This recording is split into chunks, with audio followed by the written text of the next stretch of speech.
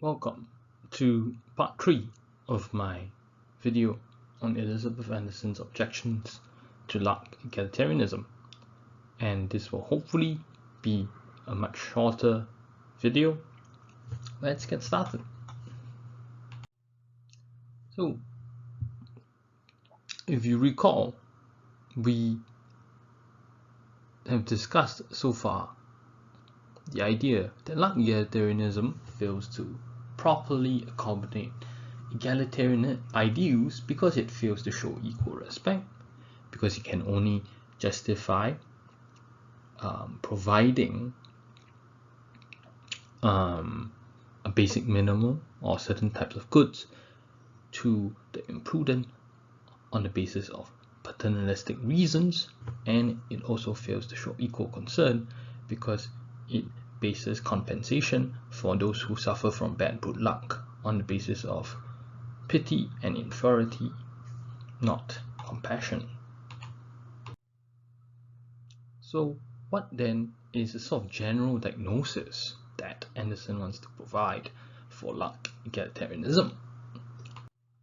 And what she wants to say is that when we look at the primary motivation for Locke egalitarianism, we find that it is trying to embody sort of two different kinds of institutional models.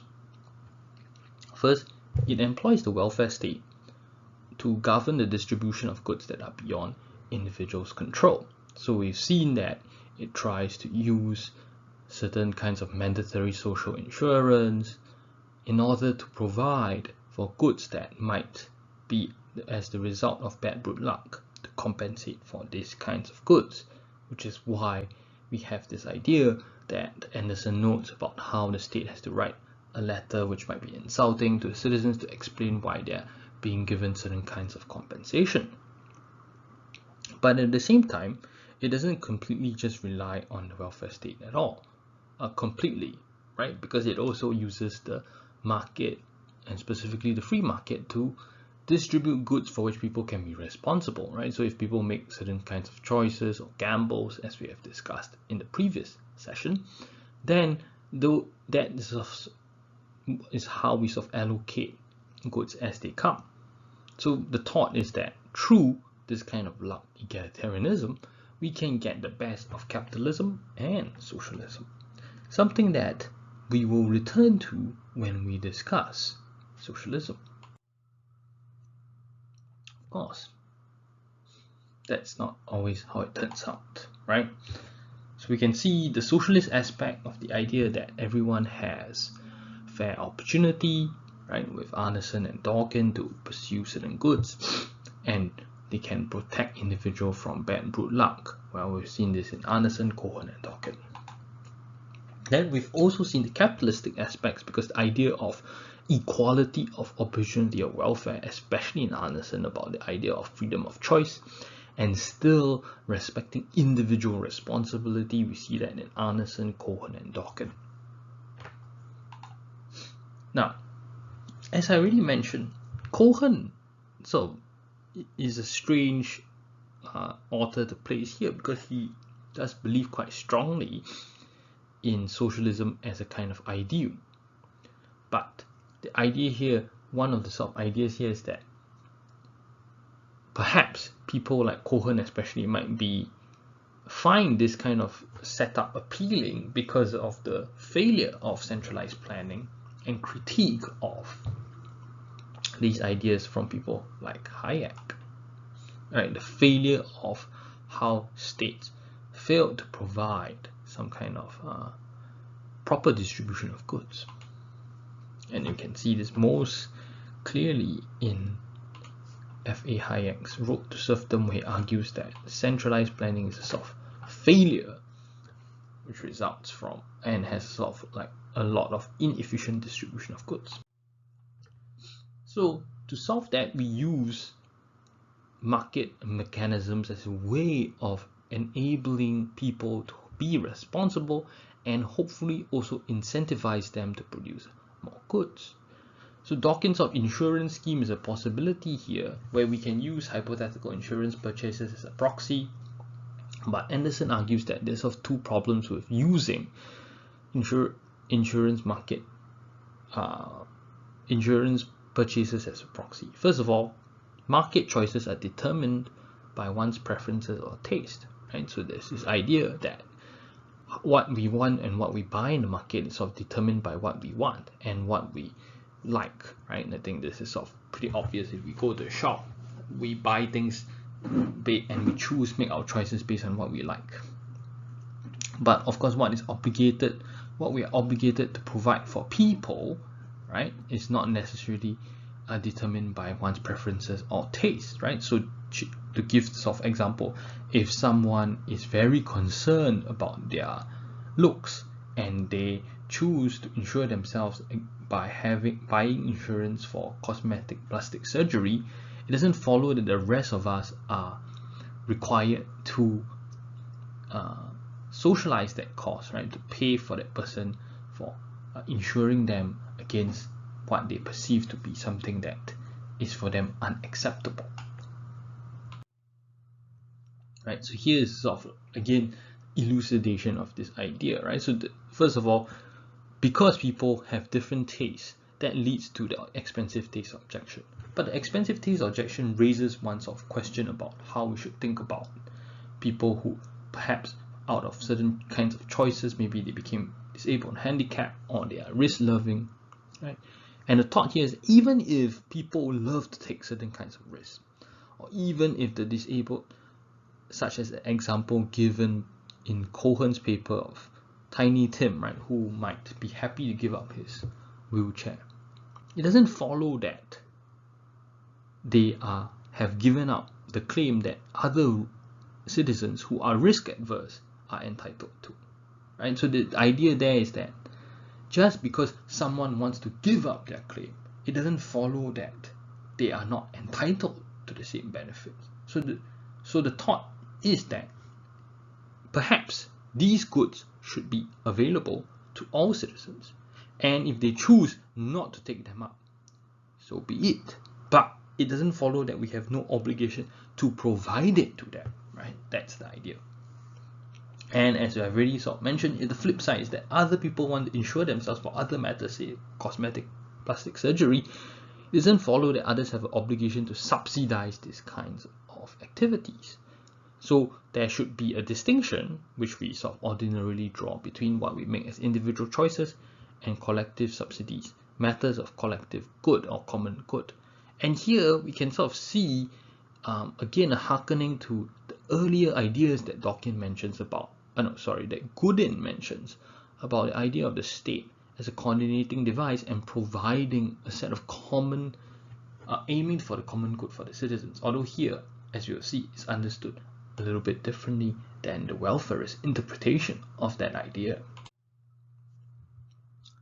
Now, so we've seen that egalitarianism must find a way to assign responsibility, as we said in the previous session, and this will often require us to assess whether someone acted responsibly relative to their peers. And Anderson argues that this seems to force people to obey others' judgments of what uses they should have made of their opportunities, right? So the idea here would be that if we sort of assess individuals, then we would sort of have a way of, we have to sort of assess what people would think would have been reasonable for someone to have done in their situation. So one way of thinking or getting out of this problem might be to adopt Romner's proposal, right? Romner's proposal seems to avoid this issue because we can think about, we don't need to make that kind of judgment about what other people would have done, right? We just assess it to a median and see how people make, the degree to which people made certain kinds of efforts. But one possible problem we might raise for Romner's solution is, why is it the case that different classes of citizens should be held to different standards of responsible behavior, right? What is the justification for that? Finally, we have seen also that one sort of thought is that caring for dependents and caregiving is seen as a kind of expensive taste under the egalitarianism view.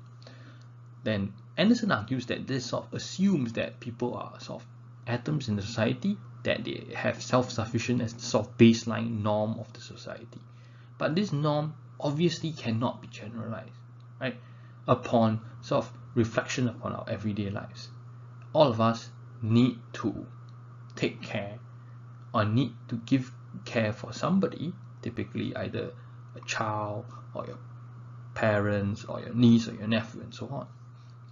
And also, we were at some stage of our life when we are children, when we are sick, when we are not so well, when we are dependent upon others for caregiving.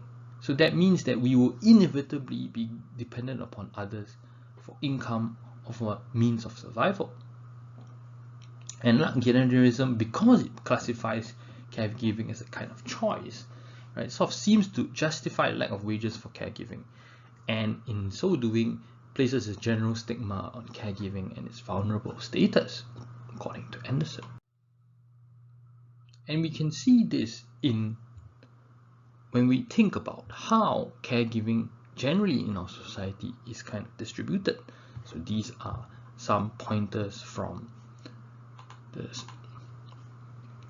the social organization Aware, right, where you can see clearly that caregiving, domestic work, and family responsibilities still overwhelmingly fall on women.